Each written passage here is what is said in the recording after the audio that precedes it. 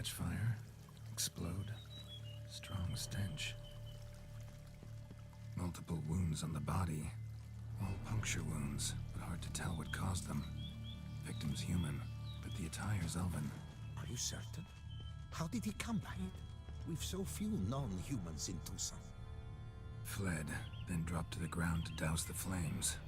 Didn't manage. Burnt smells growing fainter. Might have been another, luckier soul managed to flee.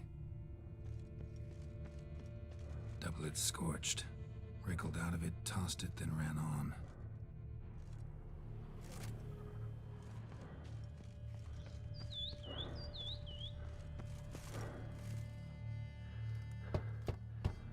Perhaps there's no one inside after.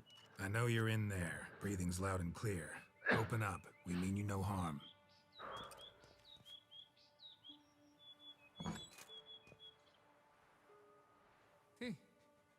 They remain there?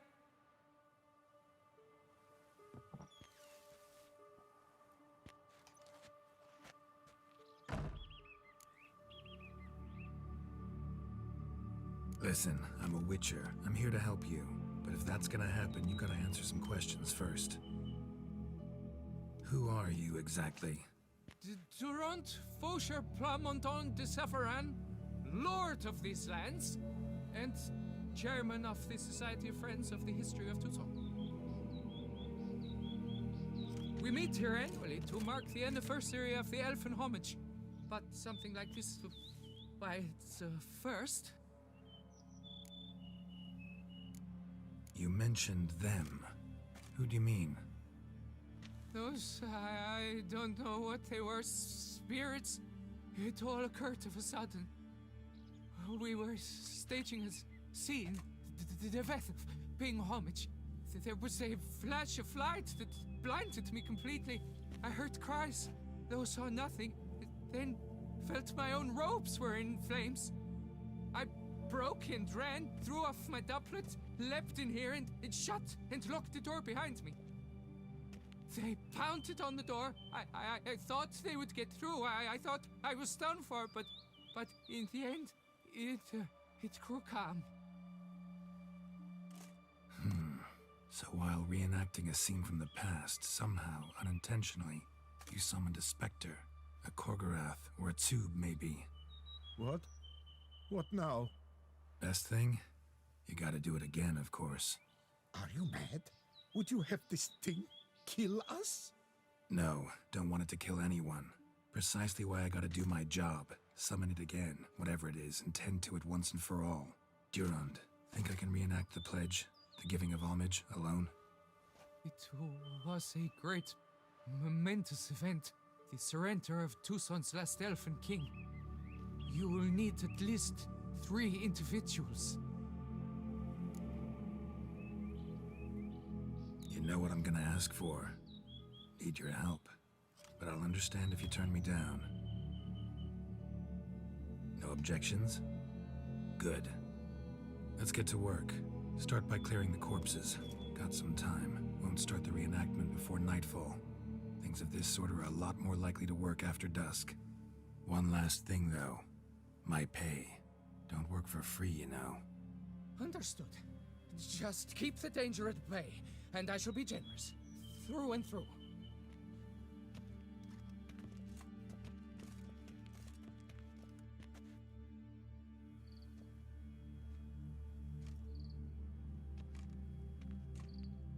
I will stand, or rather, sit in for King Ludovic, upon the elfin throne, while you, Witcher, will play the Enche ruler, who we must don the costumes. All must be just right.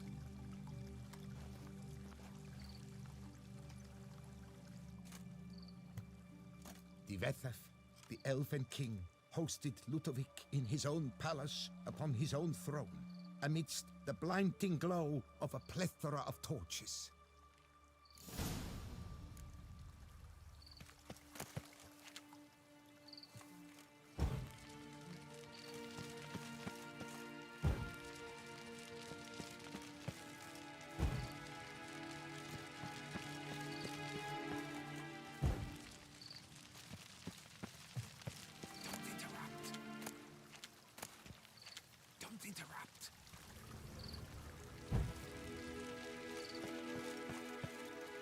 Vethaf laid at Ludovic's feet a loaf of binnen and elfin bread, thus granting humans rule over seat-yielding lands.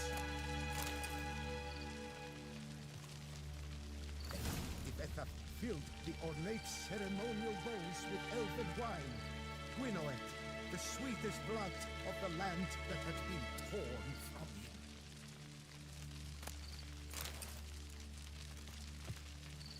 At long last, the Elfin King grasped his sword and shield, thus symbolically passing command of his armies to humans.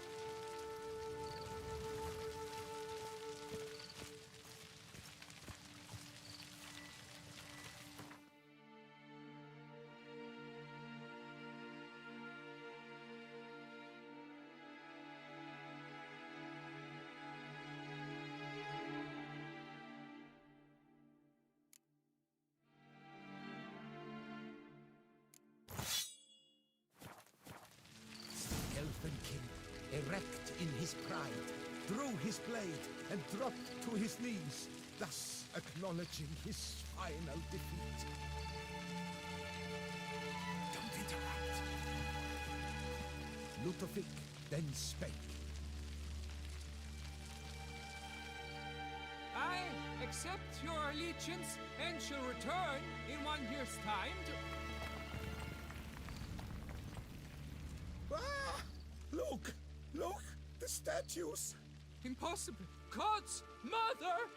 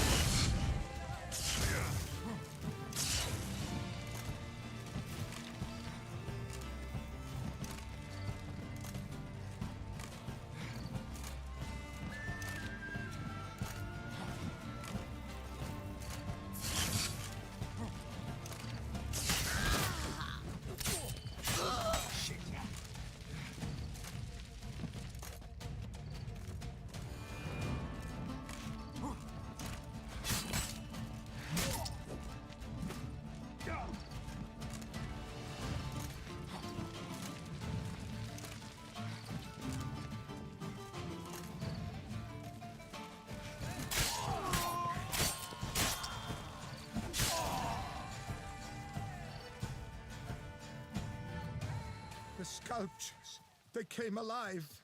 By what witchcraft? Dunno. Specialize in killing monsters. Reviving them, not so much. I may know what happened.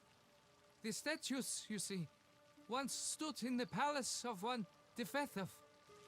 I acquired them a month past because perhaps I should start at the beginning. This Defethov was to pay tribute to humans, producing statues of this sort each year. Yet he did so but once, for he perished in the massacre of non-humans at the foot of Mount Gorgon in the year 782.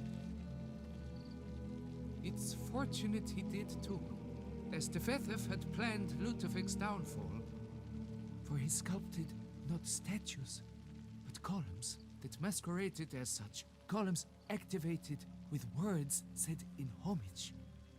Columns that would have turned the king and his bodyguards into so much colorful confetti. Typical treachery embodied elves. Psheh. You're no better. Elves were just defending their territory. You humans took it, but you still weren't sated. Had to cut the elves down, every last one. You? What does that mean? You're a man as we are. Yeah, in a way. Just ashamed to have to admit it sometimes. Your words, they're wrong, Witcher. But I'll not let you leave empty-handed. Take this, your reward. Farewell.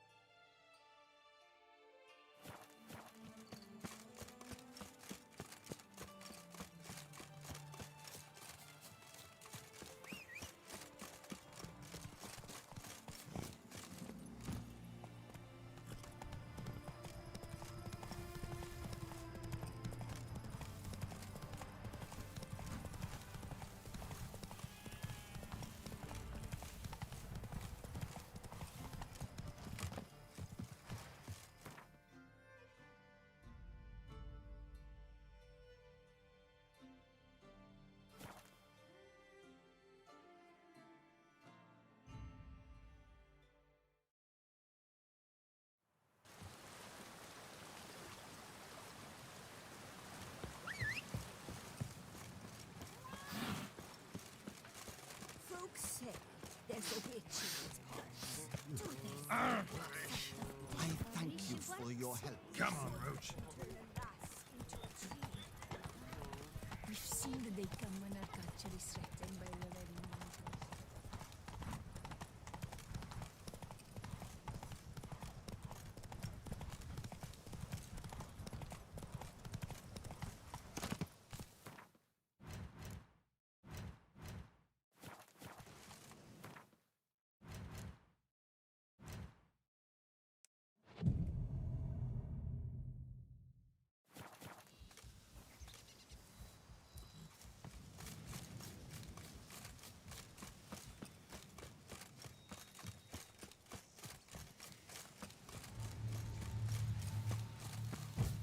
Stay with me a bit longer, Lady Daphne. You, Jacob? Heel, Mohort. Down. Who asks? A witcher. Saw your notice. Hold up. A witcher, you say? Like in Luis Herrera's Tales and Fables. Luckier than a green bleeding leprechaun I am. See, not a soul around believes this tree is Daphne, the cursed lady of legend. But you could lift the curse. Bit too old to believe in bedtime stories, aren't you? Want your chops busted, Witcher? How old I am, that is none of your poking concern. Fair point. Not my business what you believe either. Ha! I'm content we see eye to eye.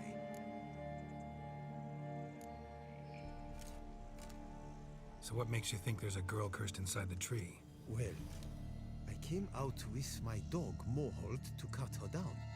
Axe in hand, a broad swing I took.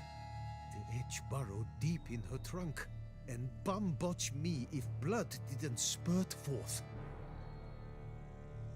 My jaw dropped in the dirt. But right then I knew. Every jot of it in the tale of Daphne, Gareth, and the Witch of Lynxcrag.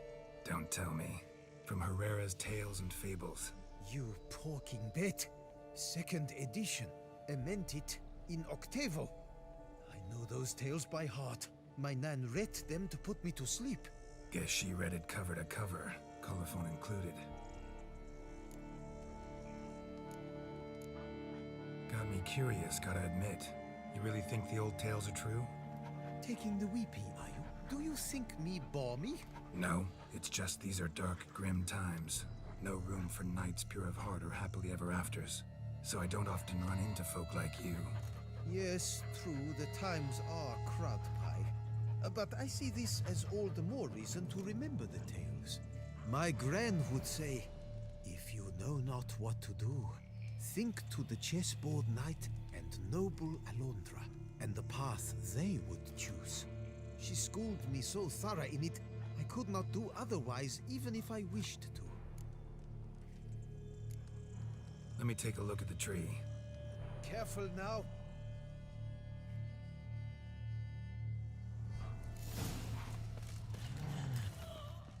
Swear I hear sobs in the rustling leaves. Actually does bleed. Looks like human blood too. And the bark resembles hypertrophic scars in places. Medallions humming like crazy. Intense magic at work here.